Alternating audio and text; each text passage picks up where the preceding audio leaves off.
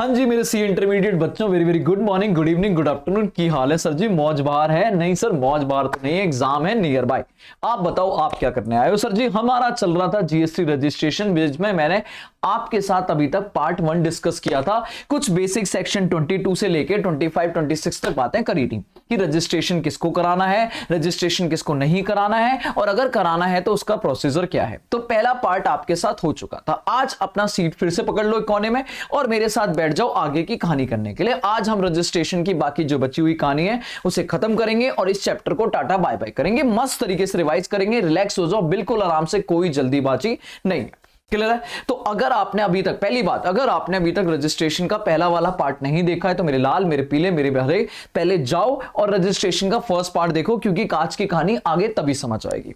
मैं क्या कर चुका था एक रिकैप करूं तो मैं स्पीड में करूंगा। सेक्शन 22, 23, 24 हम कर चुके थे। सेक्शन 22 के हिसाब से कुछ लिमिट थी, ये लिमिट थी आपके सामने। अगर आप लिमिट से क्रॉस करोगे एग्रीगेट टर्नओवर तो आपको रजिस्ट्रेशन चाहिए। सेक्शन 24 में लिमिट की गई ऐसी की तैसी। सर जी आपको इन कामों में से एक भी काम किया या आप इन लोगों में से कुछ भी हो तो आपको रजिस्ट्रेशन करना ही पड़ेगा। सेक्शन 23 जी, सर जी मौज करो, मौज। आपको इनमें से अगर आप कैटेगरी में आ जाते हो तो आपको रजिस्ट्रेशन कराने की कोई भी जरूरत नहीं थी। फिर कुछ छोटे मोटे अदर पॉइंट थे कि अगर आप पहले रजिस्टर्ड हो तो आपको नया रजिस्ट्रेशन जीएसटी में लेना ही लेना पड़ेगा। अगर आप पहले कोई पुराने बिजनेस कर रहे थे और आपने अपना नया बिजनेस, मतलब अपना बिजनेस ट्रांसफर कर दिया, मर्जर कर दिया, डिस्पोज ऑफ कर दिया, व्हाटएवर कर दिया, और आप पहले से रजिस्टर्ड थे तो नए वाले को भी रजिस्ट्रेशन तो ठप्पा तो लगवाना पड़ेगा मेरे बच्चे। दैट मींस रजिस्ट्रेशन लेना पड़ेगा। एग्रीगेट टर्नओवर कैसे निकलेगी, ये सारी बातें हमने करी थी। और अगर मैं रजिस्ट्रेशन के लायबल हो गया अंडर सेक्शन 22 या 24 तो मेरे को कब तक रजिस्ट्रेशन कराना है, कितने रजिस्ट्रेशन कराने, क्या डॉक्यूमेंट चाहिए, और अगर मैंने नहीं किया तो स्यू मोटो पीओ कैसे रजिस्ट्रेशन कर सकता है, ये सारी बातें हमने फर्स्ट पार्ट में कर ली थी। आज क्या करने वाले हैं? आज जो हम करने वाले थे वो है अमेंडमेंट। तो सर जी आज की कहानी शुरू करो फिर सीधा मुद्दे पे। चलो जी बैठ जाओ मेरे साथ में मेरे बच्चे। अमेंडमेंट का मतलब क्या है? मेरे लाल, मेरे पीले, मेरे हरे, आराम सुनना। अमेंडमेंट का मतलब मेरे बच्चे ये है कि अगर आपने जीएसटी में रजिस्ट्रेशन करा लिया, मेरे लाल, आपने सेक्शन 22 या 24 या वॉलंटरी किसी भी रीजन की वजह से आपने रजिस्ट्रेशन ले चुके हो और आप अपना बिजनेस काम कर रहे हो, लेकिन आपको क्या लगता है कि क्या जो मैंने रजिस्ट्रेशन जिन डिटेल के बेस पे लिया था, जिस नाम के बेस पे, जिस पार्टनर की डिटेल पे, जिस ओनर की डिटेल पे मैंने जो रजिस्ट्रेशन लिया था, क्या मैं उसमें कभी जिंदगी में कभी भी, कसम खा लो, कभी भी जिंदगी में क्या कोई चेंज नहीं कर सकता? क्या मेरा मालिक नया नहीं आ सकता? क्या मेरे मालिक चेंज नहीं हो सकते? क्या मैं अपने बिजनेस का नाम चेंज नहीं कर सकता? क्या कुछ भी चेंज नहीं कर सकता? The answer is no. मैं चेंज कर सकता हूं, मुझे कोई टेंशन नहीं है। इसे ही हम लोग जीएसटी में मेरे बच्चे क्या बोलते हैं? अमेंडमेंट। कि अगर आपने जीएसटी रजिस्ट्रेशन ले लिया है और आप बाद में जाना चाहते हो रजिस्ट्रेशन चेंज कराने, तो क्या आपको रजिस्ट्रेशन नया लेना पड़ेगा? The answer is no. आप उसी रजिस्ट्रेशन सर्टिफिकेट को अमेंड कर सकते हो, चेंज कर सकते हो। बट कंडीशंस हैं सर जी कुछ भी। दो तरीके की इन्होंने कैटेगरी डिवाइड करी है जीएसटी में मेरे लाल, मेरे पीले। एक कोर फील्ड है और एक नॉन कोर। कोर मतलब मोस्ट इंपॉर्टेंट। सर जी ये तीन चीजें, मेरे लाल, मेरे पीले, मेरे हरे, तीन चीजें।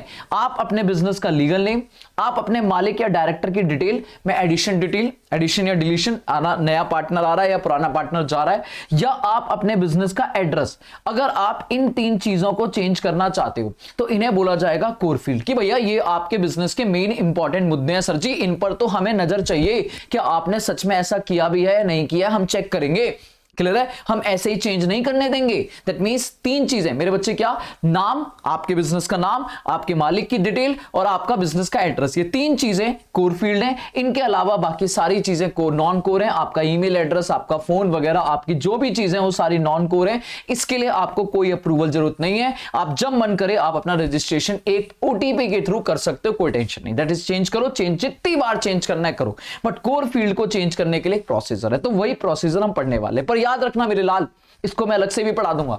याद रखना, अगर आप अपने पार्टनर का डिटेल चेंज कर रहे हो करो, मालिक की डिटेल चेंज कर रहे हो करो, पर पैन नंबर चेंज नहीं होना चाहिए। पैन नंबर का मतलब क्या है? हमारे इंडिया में मेरे बच्चे हर किसी को अपना पैन अलॉट है। इंडिविजुअल को अपना पैन है। पार्टनरशिप में, पार्टनरशिप फर्म को अपना पैन है। पार्टनर का अलग पैन होगा और पार्टनरशिप फर्म का अलग होगा। प्रोप्राइटर का नहीं होता। प्रोप्राइटर मालिक के पैन पे ही काम करता है। क्लियर, प्रोप्राइटरशिप में जो मालिक अकेला है उसी का पैन माना जाता है। लेकिन उसके अलावा अगर आप कोई भी कॉन्स्टिट्यूशन ऑफ बिजनेस बनाते हो, मतलब चेंज इन कॉन्स्टिट्यूशन का मतलब अगर आपके बिजनेस का कोई भी फॉर्म है, मान लो प्रोप्राइटरशिप है, पार्टनरशिप है, कंपनी है, एलएलपी है, सोसाइटी है, तो इन सबका अपना अपना पैन होगा, एक्सेप्ट प्रोप्राइटरशिप मालिक जो इकलौता मालिक है उसी के पैन पे काम चलेगा। अब नाउ पॉइंट ये है कि कल को मैंने अपना पार्टनरशिप से कंपनी बना दी या प्रोप्राइटरशिप से पार्टनरशिप बना दिया या कंपनी से एलएलपी बना दी, वट एवर, तो अगर मैंने अपने चेंज इन फॉर्म कर दिया बिजनेस का तो मुझे नया पैन लेना पड़ेगा, और अगर नया पैन लेना पड़ेगा तो वो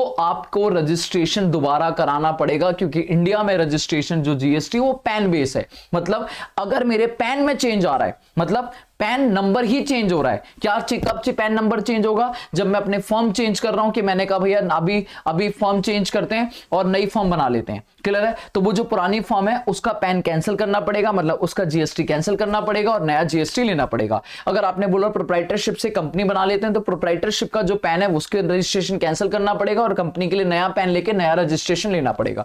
तो वो कहता है 3 चीजें चेंज हो सकती हैं, नाम चेंज हो सकता है, पार्टनर्स की डिटेल चेंज हो सकती है, एड्रेस चेंज हो सकता है हमारी अप्रूवल के साथ में, इनके अलावा बाकी चीजें आप नॉर्मली अलग कर लो, लेकिन चेंज इन कॉन्स्टिट्यूशन नहीं। अगर आपने बिजनेस चेंज किया मतलब पैन चेंज किया तो वो अलाउ ही नहीं है, उस केस में आपको पुराना पैन कैंसिल करना पड़ेगा और नए पैन के लिए नया रजिस्ट्रेशन लेना पड़ेगा। नाउ अगर आप इन 3 चीजों में कॉन्स्टिट्यूशन चेंज नहीं कर रहे हो, आपका बिजनेस वही है, पार्टनरशिप चल रही है, कंपनी चल रही है, प्रोप्राइटर चल रही है, पैन चेंज नहीं हो रहा, बट पैन में ये डिटेल चेंज कर रहे हो, तो भैया आपको जिस दिन आप चेंज कर रहे हो, मतलब आपने अपना नाम बदला या आपने नया पार्टनर एडमिट हुआ या आपके फॉर्म से पार्टनर गया या आपने नया एड्रेस पे बिजनेस शिफ्ट किया, तो जिस दिन ये इवेंट हुआ उसके 15 दिन के अंदर अंदर आपको फाइल करना पड़ेगा एप्लीकेशन जीएसटी डिपार्टमेंट में ऑनलाइन कि भैया हमने ये चीजें चेंज करी हैं, क्लियर है। और जिस दिन आपको टाइम लिमिट कितनी दी है, 15 दिन, 15 दिन के अंदर अंदर पीओ एग्जामिन करेगा, क्या कि नेक्स्ट 15 दिन के अंदर अंदर पीओ एग्जामिन करेगा कि आपने जो डिटेल चेंज करी है वो वैलिड है भी या नहीं है,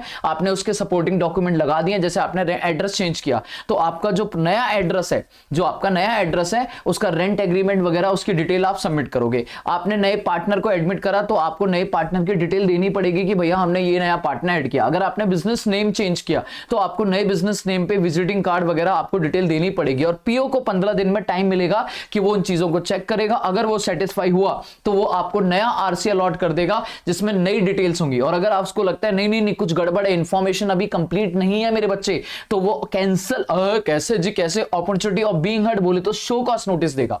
शो कॉस्ट नोटिस देगा, अगले 7 दिन के अंदर अंदर आपको शो कॉस्ट नोटिस पे डॉक्यूमेंटेशन डालने पड़ेंगे। वो बताएगा, वो पूछेगा सर जी बताइए, शो करिए रीजन कि हम आपका रजिस्ट्रेशन जो अमेंड है उसे कैंसिल क्यों ना करें। अगर आप ये डिटेल नहीं सबमिट करते तो आपको वो डिटेल सबमिट करनी पड़ेगी और पीओ अगर अगले 7 दिन के अंदर अंदर फिर एग्जामिन करेगा, अगर उसे लगता है सब कुछ सेटिस्फाई है, ठीक है, अंडर द टेबल या ओवर द टेबल जो भी है सब सेटिस्फाई है, तो वो आपको अमेंड कर देगा, नया आरसी दे देगा। और अगर उसे लगता है ना जी ना, आपने जो मिठाई भेजी थी वो कम पड़ गई, तो सर जी उस केस में वो आपका रिजेक्शन मार देगा, मतलब आपको पीसी दैट इज आपको registration allow, amended registration allow नहीं होगा, आपको पुराने रजिस्ट्रेशन पे ही काम करना पड़ेगा। नाउ सीधी सी बात है, खत्म हो गया अमेंडमेंट का सीधा पंगा। अगर आप चेंज करना चाहते हो करो चेंज, इन 3 चीजों को छोड़ के बाकी तो जब मर्जी हो तब चेंज करो। लेकिन याद रखना अगर पैन चेंज करना चाहते हो, पैन नंबर ही चेंज हुआ तो वो अलाउ ही नहीं है, वो अमेंडेड नहीं, वो कैंसिलेशन होगा। आपको पुराना पैन क्या करना पड़ेगा, कैंसिल, और उसकी जगह पे फिर न्यू पैन से न्यू रजिस्ट्रेशन के लिए अप्लाई करना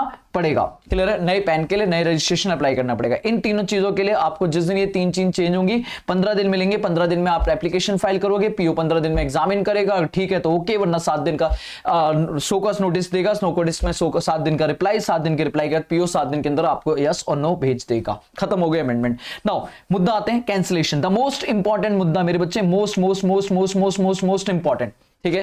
कैंसिलेशन खत्म, कैंसिलेशन 29 है, 29, ठीक है, ध्यान सुनना। कैंसिलेशन, सर अगर मैं चाहता हूं मैं अपना रजिस्ट्रेशन कैंसिल करूं तो क्या मैं अपना रजिस्ट्रेशन खुद से कैंसिल कर सकता हूं? द आंसर इज यस, मैं भी कर सकता हूं। और पीओ को लगता है कि ये नालायक कुछ नहीं कर रहा, बिजनेस फालतू का रजिस्ट्रेशन लेके बैठा है, ये गलत काम कर रहा है, वो गलत काम कर रहा है, तो पीओ भी आपका रजिस्ट्रेशन मेरे बच्चे उड़ा सकता है, टक खत्म, कैंसल, एक बाद में आपका रजिस्ट्रेशन कैंसल। सेक्शन 29 22 क्या बोलता है, कहता है 29 1 और सबसेक्शन 1 और 29 सबसेक्शन 2 सिंपल सी दो बातें करते हैं मेरे लाल कि आप खुद भी रजिस्ट्रेशन कैंसिल करा सकते हो और स्यू मोटो पीओ भी कह सकता है भाई साहब हो गई आपकी कहानी खत्म। कब आप खुद कर सकते हो, अगर आपने अपना पुराना बिजनेस डिसकंटिन्यू कर दिया, आपने कहा सर जी अब कोई और चलाएगा, हमारा नहीं है, ठीक है, अब मैंने अपना बिजनेस किसी और को बेच दिया या मैंने पार्टनरशिप खत्म करके एक कंपनी बना दी या प्रोप्राइटर खत्म करके पार्टनरशिप बना दी, मतलब मेरा पैन चेंज हो गया, क्लियर है, या मैं अपना बिजनेस नहीं कर रहा, ठीक है, तो दोनों ही केस में change in constitution of firm, तो मुझे पुराना रजिस्ट्रेशन कैंसिल करना पड़ेगा, मैं कर सकता हूं, मैं अप्लाई कर सकता हूं। और अगर मैंने अपना बिजनेस डिसकंटिन्यू कर दिया, ट्रांसफर कर दिया, अमलगमेट हो गया, मर्जर, तो नया वाला रजिस्ट्रेशन नया बंदा लेगा, पुराने वाला अपना रजिस्ट्रेशन कैंसिल करा सकता है। या फिर मैंने रजिस्ट्रेशन वॉलंटरी लिया था, ठीक है, या फिर वॉलंटरी नहीं, सेक्शन 22 24 में लिया था और अब मेरे को सेक्शन 22 के हिसाब से लिमिट नहीं मैं क्रॉस कर रहा हूं या 24 के हिसाब से जो कंडीशंस है मैंडेटरी रजिस्ट्रेशन की वो मेरे पे अब नहीं लग रही हैं, तो मैं अप्लाई कर सकता हूं अपना रजिस्ट्रेशन कैंसिल। तो तीन वजह है मेरे लाल, मेरे पीछे मेरे भाई, इधर देखो मेरी तरफ, इधर इधर इधर, तीन वजह हैं। पहला कि सर अगर मैं चाहता हूं कि सर जी मेरा जो बिजनेस है वो बंद कर दिया जाए, मैंने बंद कर दिया अपना बिजनेस ट्रांसफर कर दिया, अमलगमेट हो गया, तो नया बंदा नया बिजनेस लेगा, नया रजिस्ट्रेशन लेगा, पुराना मेरा रजिस्ट्रेशन कैंसिल कर दो। दूसरा कि मैंने अपने बिजनेस का फॉर्म चेंज कर दिया कि आप पार्टनरशिप से कंपनी चलाएंगे तो कंपनी के लिए रजिस्ट्रेशन लूंगा ना, पार्टनरशिप के लिए रजिस्ट्रेशन बंद कर दो, प्रोप्राइटरशिप के लिए रजिस्ट्रेशन क्लोज कर दो, मतलब कैंसिल कर दो। और तीसरा मुझे लगता है सेक्शन 22 24 में पकड़ के आपने मेरी गर्दन पकड़ के रजिस्ट्रेशन करवाया था, अब गर्दन छोड़ दी है कि भैया ठीक है अब तेरे पे 22 24 नहीं लग रहा, तो भैया मैं रजिस्ट्रेशन भी अपना हटवा सकता हूं चाहूं तो, क्लियर है। पीओ कब करेगा सर जी, पीओ आपका रजिस्ट्रेशन कैंसिल कब करेगा, बहुत खास पॉइंट है बेटा, इंपॉर्टेंट। पीओ के पास सबसे पहली वजह है कि अगर आप कंपोजिशन डीलर हो, कौन हो, सेक्शन 10, ठीक है, अगर आप कंपोजिशन डीलर हो और आपने 3 महीने हो गए ड्यू डेट से 3 महीने हो चुके हैं, आपने रिटर्न फाइल नहीं करी है, तो सर जी पीओ कहेगा बस इंतजार खत्म, वो आपका रजिस्ट्रेशन कैंसिल कर सकता है, उसके पास पावर है। अगर आप नॉर्मल टैक्स पेयर हो, सेक्शन 9 में रजिस्टर्ड हो और आपने अपनी 6 महीने से रिटर्न या क्वार्टरली, अगर आप मंथली हो तो 6 महीने और क्वार्टरली हो तो 2 टैक्स पीरियड की रिटर्न अगर फाइल नहीं करी है, मतलब 6 महीने की रिटर्न या क्वार्टरली भी 6 महीने ही हो गए, 2 टैक्स पीरियड, तो आपका रजिस्ट्रेशन वो कैंसिल कर सकता है। मतलब कंपोजिशन में 3 महीने और नॉर्मल में मंथली के 6 महीने या 2 टैक्स पीरियड में कर सकता है। आपने रजिस्ट्रेशन वॉलंटरी लिया था, आपके ऊपर कोई लिमिट है सेक्शन 24 नहीं लगा था, लेकिन रजिस्ट्रेशन लिए हुए 6 महीने हो चुके हैं, ने बिजनेस स्टार्ट ही नहीं किया, ना कोई परचेज ना कोई सेल, तो आपका रजिस्ट्रेशन उठा के अपने आप पीओ कैंसिल कर सकता है, फालतू का रजिस्ट्रेशन लेके बैठे हो। रजिस्ट्रेशन आपने अगर कोई गलत तरीके से लिया था, फ्रॉड के तरीके से लिया था या कुछ ऐसा काम करने के लिए लिया था जो अनफेयर है और पीओ को ये लगता है कि भैया आप गलत रजिस्ट्रेशन लेके बैठे हो, तो पीओ जब चाहे आपका रजिस्ट्रेशन कैंसिल कर सकता है। या आपने इनमें से कोई भी प्रोविजन कॉन्ट्रावेंशन कर दिया है तो भी आपका रजिस्ट्रेशन कैंसिल किया जा सकता है। क्या क्या कॉन्ट्रावेंशन है, आपने जो बिजनेस बताया था कि हमारा ये प्रिंसिपल प्लेस ऑफ बिजनेस होगा या एडिशनल प्लेस ऑफ बिजनेस होगा और उस बिजनेस पे कोई बिजनेस नहीं हो रहा, क्लियर है, आपने फेक बिजनेस दिखाया था, फेक एड्रेस दिखाया था, तो पीओ आपका रजिस्ट्रेशन जब चाहे तब कैंसिल कर सकता है। आपने जो इनवॉइस इशू करे हैं, वो फेक हैं। फेक का मतलब है आपने एक्चुअल में सेल नहीं करी, जस्ट आपने ये इनवॉइस इशू करी। क्लास में अच्छा खासा डिटेल में डिस्कशन किया था, क्यों कर रहे हो आप ऐसा, सर फेक इनवॉइस क्यों इशू कर रहे हो, क्योंकि रीजन ये हो सकता है कि आपने सामान खरीदा हो अपने लिए पर्सनल पर्पस के लिए और आपने रजिस्ट्रेशन लेके बिजनेस पर्पस में दिखाया, आपके पास आईटीसी इकट्ठा हो गया और अब आपको आईटीसी ट्रांसफर करना है दूसरे बंदे को, किसी बिजनेस को, ठीक है, तो आप फेक इनवॉइसेस दिखा रहे हो कि हमने वो, ताकि उसको फायदा मिल जाए और आपको उसका पैसा मिल जाए। तो पॉइंट ये कि अगर आप फेक इनवॉइसेस दिखा रहे हो जबकि आप एक्चुअल में कोई सेल नहीं कर रहे हो, और ये जीएसटी डिपार्टमेंट को, पीओ साहब को अगर पता चल जाता है कि आपने ऐसा कोई भी एक्टिविटी करी है तो वो आपका रजिस्ट्रेशन कैंसिल कर सकता है। आपने एंटी प्रॉफिटिंग मेजर लिए हैं। एंटी प्रॉफिटिंग मेजर क्या है कि मान लो जीएसटी का रेट किसी गुड्स पे, मेरे बच्चे जीएसटी का रेट किसी गुड्स पे 18% है या वो एग्जेम्प्ट है या वो क्या है, एग्जेम्प्ट है, और लेकिन सर जी आपने फिर भी 1000 पे 18% नहीं 28% लगा दिया, या आपने 18% लगा दिया एग्जेम्प्ट होने के बावजूद भी, ताकि सामने वाले से पैसा, सामने वाला बेचारा कंज्यूमर, भोला भाला इंसान, उसे क्या पता कि रेट 18% है या 28%। आपने 28% लगाया, गवर्नमेंट को 18 दिया और 10% अपनी जेब में प्रॉफिट कमा लिया। यह तरीका नहीं है प्रॉफिट कमाने का। बिजनेस में अपने तरीके से प्रॉफिट कमाओ, जीएसटी के नाम पे प्रॉफिट नहीं कमा सकते। एग्जेम्प्ट है आपको पता है, लेकिन कंज्यूमर को नहीं पता ना। आपने टैक्स लगाया, सामने वाले से टैक्स लिया और अपनी जेब में रख लिया, क्योंकि गवर्नमेंट को तो देना ही नहीं है एग्जेम्प्ट। तो ये एंटी प्रॉफिटिंग मेजर है, और अगर ऐसा आपने किया, मेरे लाल, मेरे पीले, मेरे हरे, पनिशमेंट तो देंगे अलग से, जीएसटी रजिस्ट्रेशन कैंसिल कर देंगे वो अलग।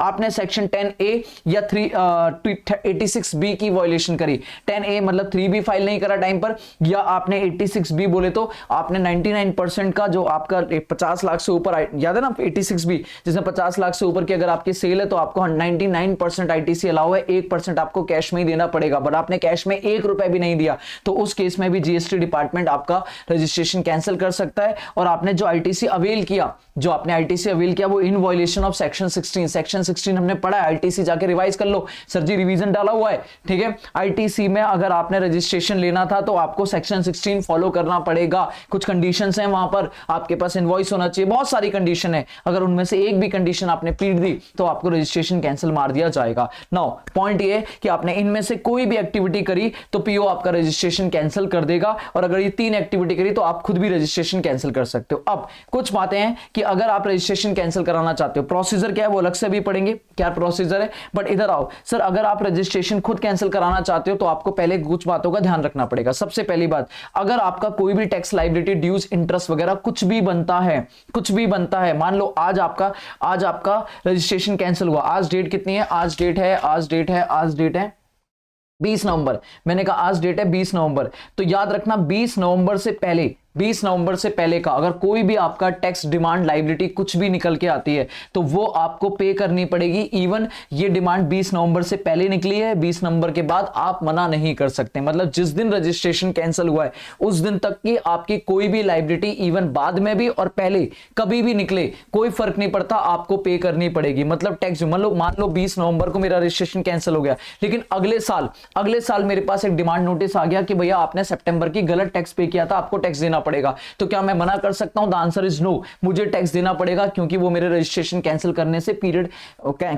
से पहले के पीरियड की लायबिलिटी है। लेकिन हाँ, ऑफ कोर्स कैंसिल करने के बाद की अगर कोई लायबिलिटी है तो वो मुझे नहीं करना, गवर्नमेंट मांगेगी भी नहीं। मतलब पॉइंट ये कि इवन कैंसिलेशन के बाद भी अगर कोई नोटिस आता है तो मुझे उस नोटिस की पेमेंट करनी पड़ेगी, क्योंकि अगर वो नोटिस में जो टैक्स लायबिलिटी है वो मेरे कैंसिलेशन होने से पहले की लायबिलिटी है। नाउ पढ़ो ध्यान से, कह रहा है एनी टैक्स और ड्यूज एनीथिंग अगर related to the period before cancellation, बेटा क्या बिफोर मतलब 20 नवंबर से पहले की लायबिलिटी है तो वो मुझे पे करनी पड़ेगी। इवन वो डिटरमाइन करिए बिफोर और आफ्टर, मतलब नवंबर से पहले या नवंबर के बाद, कोई फर्क नहीं पड़ता। आपको अगर नवंबर से पहले की लायबिलिटी है तो आपको लायबिलिटी टू पे आपको पे करनी पड़ेगी। This is the most important point. Now sir ji, आप जब रजिस्ट्रेशन कैंसिल करोगे तो आपको अपना पेंडिंग लायबिलिटीज पे करनी पड़ेगी। पेंडिंग लायबिलिटी मतलब जितना आपके पास गुड्स पेंडिंग हो गए, ठीक है, जितने भी आपके पास सामान पड़ा हुआ है फैक्ट्री में, फिनिश गुड, जितना भी आपके पास फिनिश गुड या जो भी सामान आपको पड़ा है उस पर आप एक एस्टीमेट आउटपुट टैक्स लायबिलिटी निकालोगे। गवर्नमेंट कहेगा भैया धंधा बंद कर रहे हो, हमारे लिए तो कैंसिलेशन करने का मतलब है जीएसटी डिपार्टमेंट के लिए आपका बिजनेस बंद। तो बंद करने का मतलब है वो मानेंगे डीम्ड सप्लाई। क्या मानेंगे? Deemed supply. आप मानो ना मानो, बेचो ना बेचो, हम ये मान लेंगे जितना सामान आपकी फैक्ट्री में पड़ा है वो सारा बिकने वाला है, तो उसकी बिकने की वैल्यू पर एक आउटपुट टैक्स निकाला जाएगा। गवर्नमेंट कहेगी ये हमें पे करना पड़ेगा। और लेकिन इसको कंपेयर किया जाएगा, जितना भी आपके पास raw material, finish good, WIP पड़ा है और जितना भी कैपिटल गुड्स पड़ा है, कैपिटल गुड्स पे प्रोपोर्शनेट हो जाएगा। 60 महीने में से अगर आपने मान लो 12 महीने यूज कर लिया तो 60 दैट इज आपको 48 मंथ का आईटीसी रिवर्स करना पड़ेगा। दैट मींस जो भी आपका raw material, WIP, finish good में जो रॉ मटेरियल सामान है उसका आईटीसी, जो आपने खरीदा था उसका जो गवर्नमेंट ने आपको आईटीसी दिया था वो, और जो आईटीसी आपने कैपिटल गुड्स पे लिया था प्रोपोर्शनेटली, जो आपको 12 महीने में जितना भी पेंडिंग है वो दोनों ऐड करो, आउटपुट टैक्स लायबिलिटी ऐड करो, और विच एवर इज हायर आपको गवर्नमेंट को पे करना पड़ेगा कि भाई साहब लो जी हमने आपका आईटीसी वापस कर दिया। क्लियर है? तो आईटीसी और output tax liability which ever is higher आपको पे करना पड़ेगा। सेम एज आपने आईटीसी चैप्टर में पढ़ा था, ये आपको रजिस्ट्रेशन के सामने पे करना पड़ेगा। फॉर एग्जाम्पल के लिए मैं कहूं कि मान लो मेरे पास 5 लाख का सामान पड़ा है, 5 लाख का फिनिश गुड पड़ा है, तो 5 लाख पे 18%, मतलब आउटपुट टैक्स लायबिलिटी कितनी आ गई 90,000। एक तो मुझे गवर्नमेंट को ये 90,000 तो करने पड़ेंगे, और इसकी कंपैरिजन होगा कि मान लो आईटीसी कितना पड़ा है, तो आईटीसी मैंने कहा रॉ मटेरियल पे मान लो 70,000 है, और कैपिटल गुड्स पे मैंने 1 लाख खरीदा था, पर 1 लाख में से मैं 20 महीने यूज कर चुका हूं, 20 महीने यूज कर चुका हूं, तो 1 लाख का जब प्रोपोर्शनेट होगा तो 1 लाख डिवाइडेड बाय 60 इंटू कितने पेंडिंग है 40, ठीक है, तो 2/3 मतलब 66,667 का आपका आईटीसी कैपिटल गुड्स का है, और मान लो वहां पे कितना आया था 70,000 उसका आया था, तो 70 और 60 टोटल मिला के कितना हो गया, ये हो गया 1,36,1667 है ना,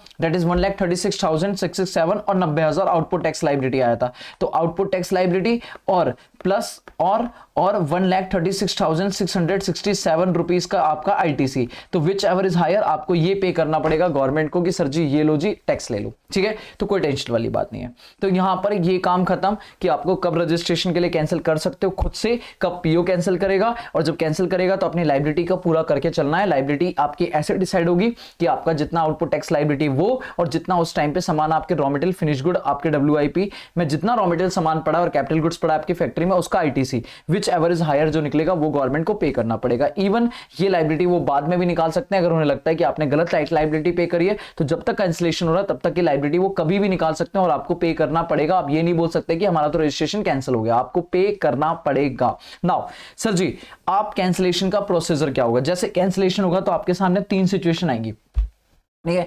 आपका जिस दिन कैंसिलेशन की एप्लीकेशन लगेगी या जिस दिन आपको पीओ सोकश नोटिस भेजेगा, क्योंकि पीओ डायरेक्टली आपका रजिस्ट्रेशन कैंसिल नहीं कर सकता, आपको पहले अपॉर्चुनिटी ऑफ बीइंग हर्ड देगा। तो जिस दिन आप रजिस्ट्रेशन के लिए कैंसिलेशन के लिए अप्लाई करोगे या जिस दिन वो आपको नोटिस भेजेगा उस दिन से पहले सस्पेंशन चालू हो जाएगी, मतलब उस दिन से आप अपना जीएसटी वाला कोई भी काम नहीं कर सकते, आपको रजिस्ट्रेशन पे सस्पेंड कर दिया जाएगा, आप टैक्स इनवॉइस नहीं बना सकते, आप जीएसटी कलेक्ट नहीं कर सकते।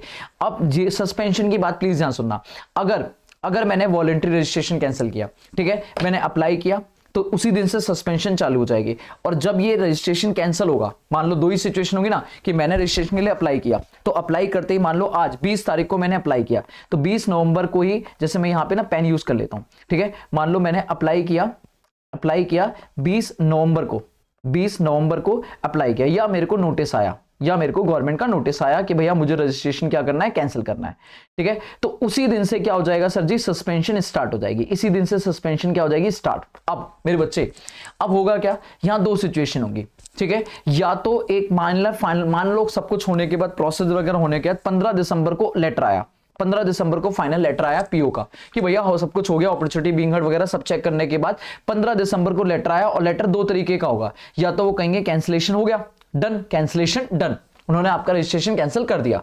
तो आपका जिस दिन रजिस्ट्रेशन कैंसिल, अब भले 20-15 तारीख को आया है, तो ये 15 को नहीं माना जाएगा, ये माना जाएगा सर जी कब से हुआ है, 20 तारीख से, क्लियर है, कब से हुआ है, 20 तारीख से, और 20 तारीख से आपका रजिस्ट्रेशन कैंसिल ही माना जाएगा, आप ऑलरेडी सस्पेंशन, और उस दिन सस्पेंशन हट जाएगी, क्लियर है। अपने आप जिस दिन सस्पेंशन आई थी 20 नवंबर को, जिस दिन सस्पेंशन आई थी उसी दिन से सस्पेंशन हट जाएगी, और 20 नवंबर से आप माने जाओगे कैंसिलेड। मतलब क्यों रोका गया आपको सस्पेंशन, इसलिए रोका गया कि भैया आपने रजिस्ट्रेशन के अप्लाई कर दिया या नोटिस भेज दिया, तो ये डिसाइड बाद में होगा कि एक्चुअल में रजिस्ट्रेशन कैंसिल होना है या नहीं होना है। तो लेकिन अगर कैंसिलेशन हुआ और आपने 20 नवंबर के बाद अगर आपको रोका नहीं गया, आपने कोई सेल कर दी, टैक्स इनवॉइस कर दी, तो गलत हो जाएगा। क्यों? क्योंकि आपको डीम्ड माना जाएगा कि आप 20 नवंबर से कैंसिल हो, तो आप 20 नवंबर के बाद सेल इनवॉइस कर ही नहीं सकते, तो आपका जब तक रजिस्ट्रेशन कैंसिल नहीं हो जाता तब तक आपको सस्पेंड किया जाएगा, ठीक है।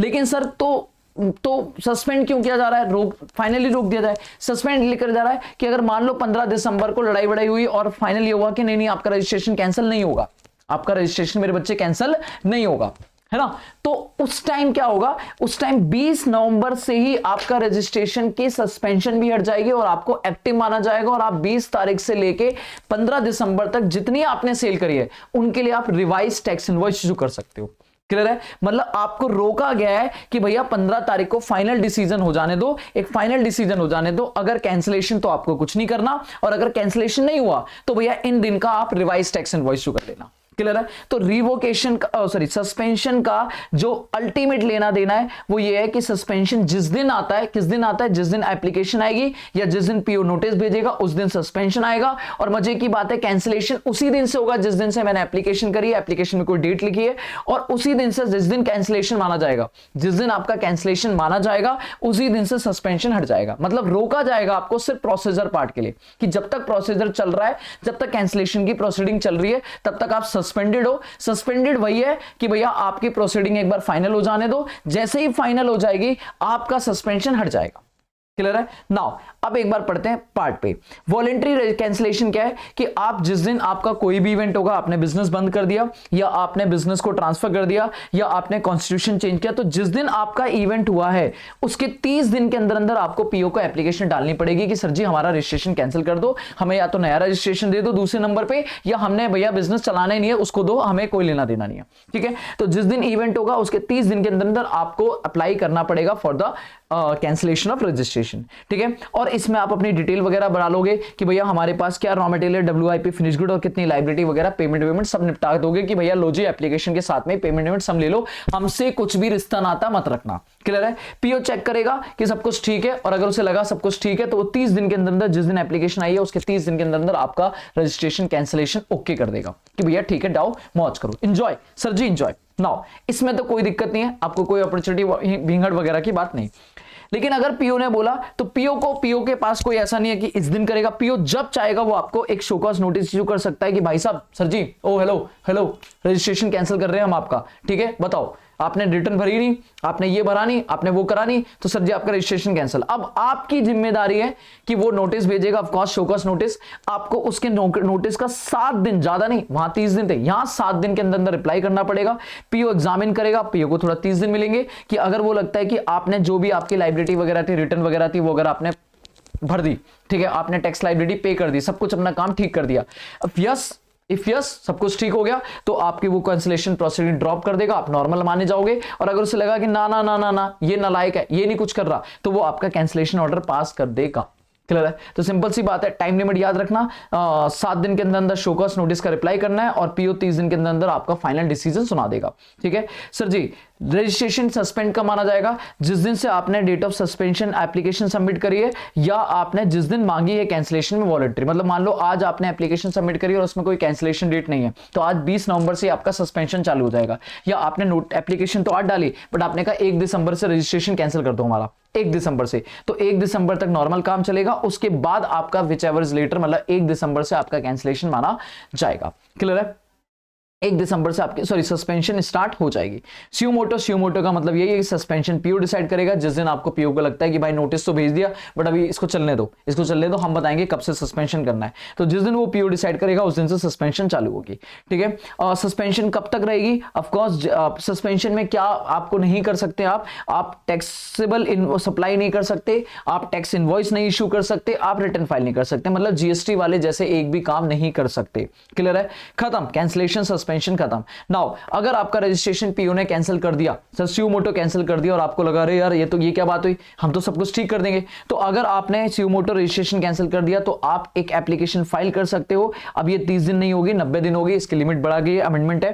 ठीक है। एक्सटेंशन भी 90 दिन आ गई है। ठीक है। तो आपका ये अमेंडमेंट वाला पार्ट पढ़ लेना, यहां से पुराना पार्ट है। ठीक है। तो आप रिवोकेशन के लिए अप्लाई कर सकते हो कि भैया हमने सारा जो भी काम था वो हमने ठीक कर दे रहे हैं, हम ठीक कर दे रहे हैं और हमारा ये रिवोकेशन हटा दो। ठीक है। ऑफ कोर्स एसी और डीसी को लगता है कि अगर आपने सब कुछ ठीक किया है, मतलब आपके पास जस्टिफाई है, आप रीजन सफिशिएंट रीजन है, तो वो आपका रिवोकेट कर सकता है। और अगर आपने रिवोकेशन फाइल रिवोकेशन एप्लीकेशन और वो अप्लाइड अब और आप सारे अपने डिफॉल्ट ठीक कर देते हो, तो अगर वो सेटिस्फाई हो जाता है तो आपको 30 दिन के अंदर अंदर रिवोकेशन हटा देगा, और अगर नहीं होता तो ऑफ कोर्स नोटिस भेजेगा और फिर नोटिस को 30 दिन के अंदर अंदर एग्जामिन करेगा और एग्जामिन करके या तो वो इधर रिवोकेट करेगा या रिजेक्ट कर देगा।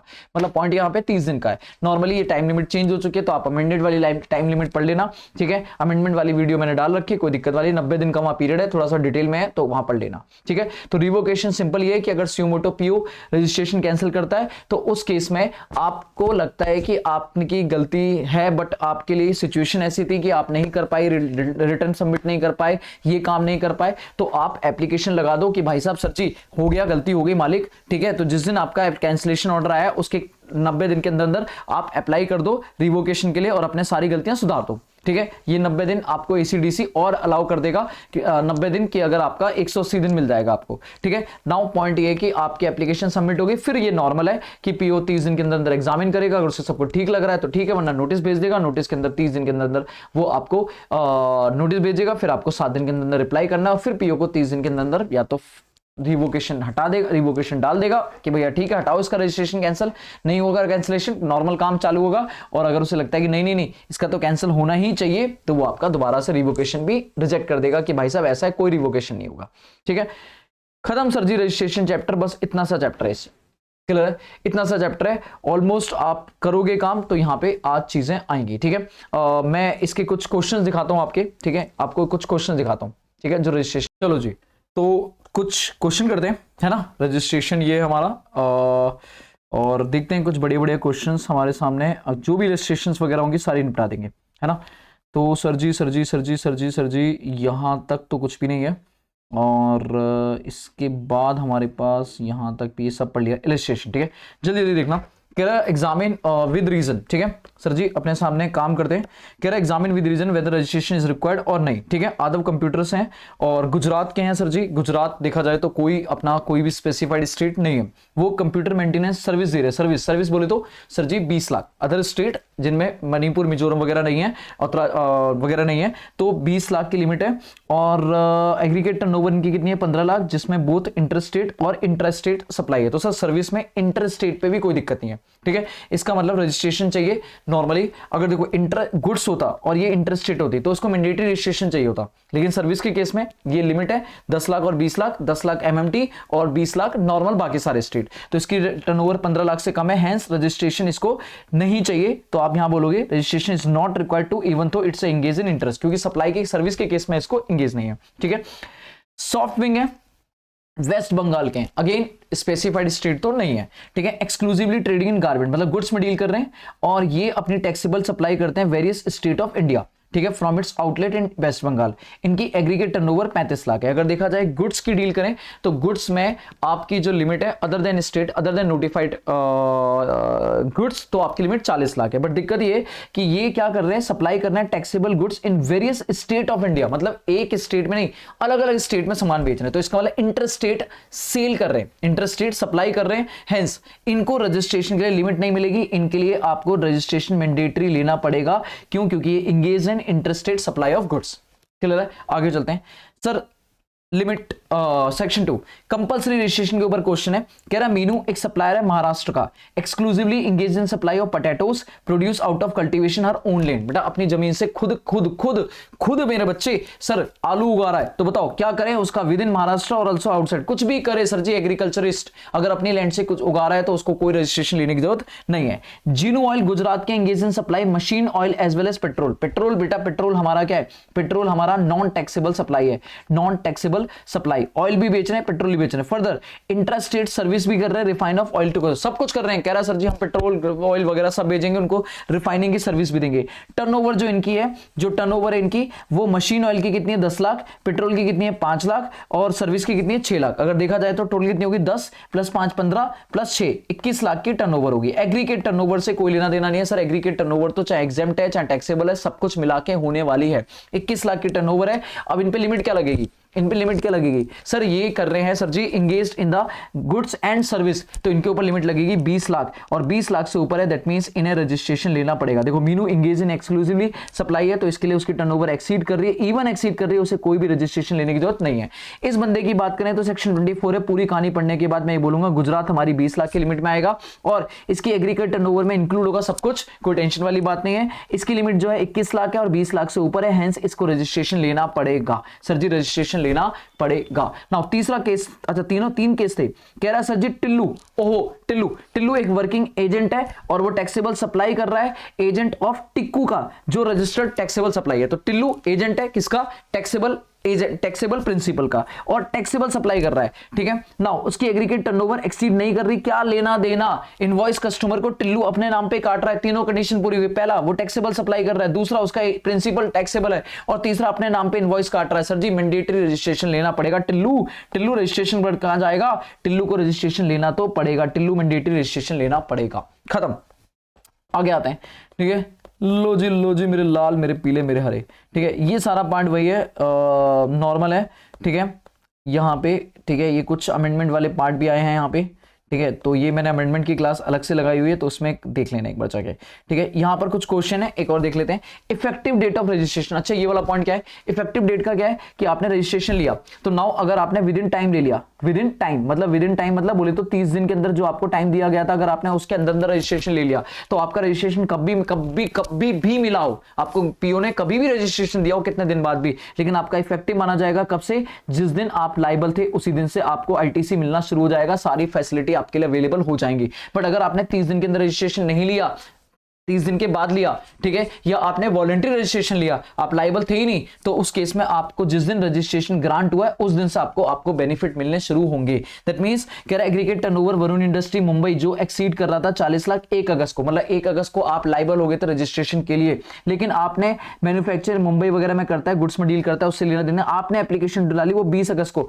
मतलब विद इन 30 डेज डाली है, आपको रजिस्ट्रेशन मिला है 25 अगस्त को, कोई लेना देना नहीं, आपका रजिस्ट्रेशन माना जाएगा 1 अगस्त से। कब से माना जाएगा, 1 अगस्त। आप सुविधा के थे, प्रोवाइडर थे इंटरनेट सर्विस के, आपकी एग्रीगेट टर्नओवर 20 लाख 25 सितंबर को आ गई थी, लेकिन आपने 27 अक्टूबर मतलब पूरे 1 महीने बाद एप्लीकेशन सबमिट करी, आपको रजिस्ट्रेशन मिला 5 तारीख को, आपको इसी 5 नवंबर का आपका रजिस्ट्रेशन इफेक्टिव माना जाएगा। सर जी पहले केस में आप जल्दी देखो, यहां पे जो रजिस्ट्रेशन माना जाएगा वो कब माना जाएगा, दैट इज 1 अगस्त को जिस दिन आप लायबल हुए, और इस दिन माना जाएगा 5 नवंबर को जिस दिन आपका इफेक्टिवली रजिस्ट्रेशन ग्रांट हुआ है। लो जी खत्म। नाउ आगे बढ़ते हैं, क्वेश्चंस करा देता हूं मैं जल्दी बढ़िया आपके क्वेश्चंस, आपको मजा आ जाएगा कि रजिस्ट्रेशन क्वेश्चंस हो गए, ठीक है। तो ये कुछ इलस्ट्रेशंस थी, अब आ जाते हैं प्रैक्टिकल क्वेश्चन। मेरे हिसाब से इलस्ट्रेशंस तो हो गई ओवर, है ना, ज्यादा इलस्ट्रेशन चैप्टर में है नहीं। लो जी ये चैप्टर का एक ओवरव्यू है, ठीक है, done done done done done done, ठीक है, तो ये देख लेना, ठीक है। चलो जी,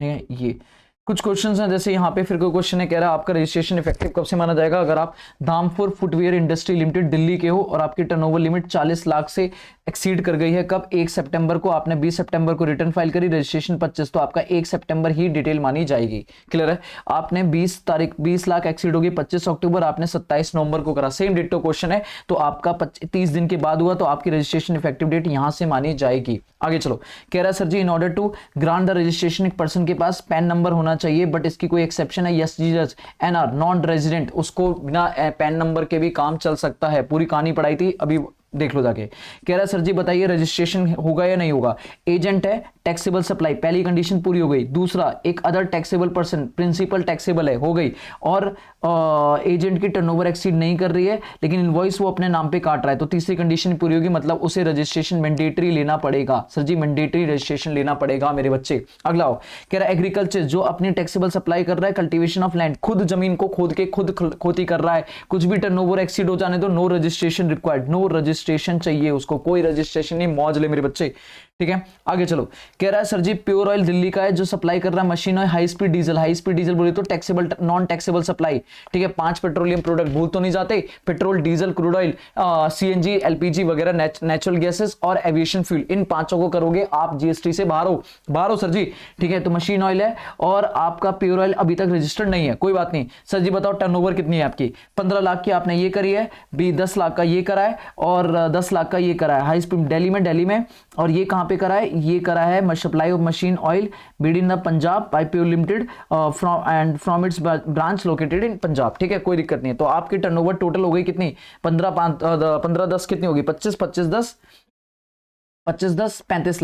35 लाख हो गई, ठीक है। और आप सिर्फ गुड्स में डील कर रहे हो, दोनों में गुड्स में डील कर रहे हो, ठीक है। और पंजाब के लिए जो लिमिट आएगी वो 40 लाख आएगी, नोटिफाइड लिमिट, ठीक है। नोटिफाइड, तो कह रहा है बताओ सर जी आप लाइबल हो या नहीं हो, मतलब सप्लाई मशीन की ऑयल की करिए, हाई स्पीड डीजल है, तो आपका अदर देन नोटिफाइड गुड्स है, मतलब कहीं ना कहीं नोटिफाइड गुड्स नहीं है, और आपका जो पंजाब है वो भी ऐसा कोई स्टेट नहीं है, तो 40 लाख है, तो सर जी आपकी एग्रीगेट टर्नओवर 40 लाख से कम है, आपको रजिस्ट्रेशन लेने की जरूरत नहीं है। बट वो कह रहा है क्वेश्चन नंबर 4 में क्या आंसर आपका सेम रहेगा, अगर वो सप्लाई करता है high speed diesel in the capacity of agent, जो इनवॉइस अपने नाम पे काट रहा है, ठीक है, तो अगर वो किसी का एजेंट है, ठीक है, फिर कर रहा है, फिर तो उसको रजिस्ट्रेशन मैंडेटरी लेना पड़ेगा, उसके लिए कोई दिक्कत वाली बात नहीं है, अगर वो उसका वो मिक्स ऑयल वो है, ठीक है, pure oil high speed diesel in the Delhi, ठीक है। चलो थोड़ा स्पीड मेंटेन कर रहा हूं, अभी आगे चलते हैं, 1 मिनट रुकना। हाँ जी, तो ये ठीक है, लेकिन ना यहाँ पे ना एक चीज, हाँ मैं ये हो गया, high speed diesel is a non taxable supply, is a non taxable supply, तो अगर आप एजेंट हो भी लेकिन आपने जो सप्लाई करी है वो नॉन टैक्सेबल सप्लाई करी है, तो आपके ऊपर मैंडेटरी रजिस्ट्रेशन प्रोविजन नहीं लगेगा, नॉर्मल सी बात है, ये ऑलरेडी हम कर चुके हैं, ठीक है। नाउ कह रहा है बताओ goods liable to get registered, इसको कराना है, आसाम का है बंदा, ठीक है, इंट्रास्टेट सप्लाई कर रहा है, रेडीमेड गारमेंट्स का टर्नओवर उसकी कितनी है फाइनेंशियल ईयर में 33 लाख, और उसका दूसरा शोरूम कहां पे, त्रिपुरा में। ओ माय गॉड बेटा 33 + 11 43, वैसे ही आप बाहर हो गए, ठीक है, नहीं अच्छा टर्नओवर टोटल 33 लाख है आसाम के शोरूम की, और दूसरे शोरूम की तो लगाओ, तो वैसे और वैसे भी त्रिपुरा में तो सर जी लिमिट 10 लाख है, तो भैया आप एमएमटी से बाहर हो गए, आपको रजिस्ट्रेशन तो लेना पड़ेगा, ठीक है। पुलकित पंजिम का है, गोवा का है, ओहो मजे मजे मजे, इंट्रास्टेट सप्लाई कर रहा है शूज का, और उसकी टर्नओवर 22 लाख है, तो सर जी पंजिम में तो गोवा में तो अगर एक्सक्लूसिवली आप गुड्स में डील कर रहे हो वो भी इंट्रा, तो आपके ऊपर 40 लाख की लिमिट लगेगी, मतलब आप रजिस्ट्रेशन से बाहर हो। सर जी हिमाचल प्रदेश का एक्सक्लूसिवली इंट्रास्टेट सप्लाई कर रहा है पान मसाला इज अ नोटिफाइड गुड्स, ठीक है, और उसकी टर्नओवर 24 लाख है, तो आपको रजिस्ट्रेशन मैंडेटरी लेना पड़ेगा, मतलब मैंडेटरी मतलब लाइबल हो आप रजिस्ट्रेशन के लिए, क्योंकि आपकी लिमिट 20 लाख है, यहाँ पे 20 लाख है, लाइबल हो या नॉट लाइबल हो, ठीक है। आगे क्वेश्चन कह रहा है आप सप्लायर रजिस्ट्रेशन लेना पड़ेगा, अंकित आसाम का exclusively engage in the interstate supply, turnover उसकी कितनी है करंट फाइनेंशियल ईयर में 25 लाख। बेटा प्लीज यहां सुनना, अगर आसाम का है तो उसके ऊपर लिमिट 20 लाख लग जाएगी, तो वो वैसे भी रजिस्ट्रेशन के लिए बाहर हो जाएगा, मतलब रजिस्ट्रेशन उसकी टर्नओवर 25 लाख है, दैट मींस उसे रजिस्ट्रेशन लेना पड़ेगा, ठीक है। संचित है वो इंटरस्टेट सप्लाई कर रहा है टैक्सेबल गुड्स एंड सर्विस, वैसे भी उसकी लिमिट 20 लाख है, तो 20 लाख से ऊपर आपको रजिस्ट्रेशन लेना पड़ेगा अगर आपकी लिमिट ये है, ठीक है। बाकी छोटे छोटे क्वेश्चन है मैंने कर दिए खत्म, ये छोटे छोटे क्वेश्चन है ये आप पढ़ते रहना आराम से, ठीक है। तो ये मेन क्वेश्चन है जो है, ठीक है, थोड़ी स्पीड मेंटेन करिए क्वेश्चंस में, ठीक है। बाकी आपकी प्रैक्टिस करा दी मैंने, पूरा रजिस्ट्रेशन खत्म और रजिस्ट्रेशन के सारे क्वेश्चन खत्म, फिर भी कोई टॉपिक रह जाता है तो आप बता देना, उसको हम कमेंट में आराम से कर लेंगे, ठीक है। तो कमेंट कर देना, अगली वीडियो हम लोग बनाएंगे एग्जाम्शन पे, किस पे काम करेंगे, एग्जाम्शन, तो जीएसटी की एग्जाम्शन खत्म करेंगे, एक एक एग्जाम्शन और फिर करेंगे उस पर question. Thank you so much. Exemption के बाद पेमेंट, पेमेंट के बाद क्वेश्चन, ठीक है। चलो जी बाय बाय।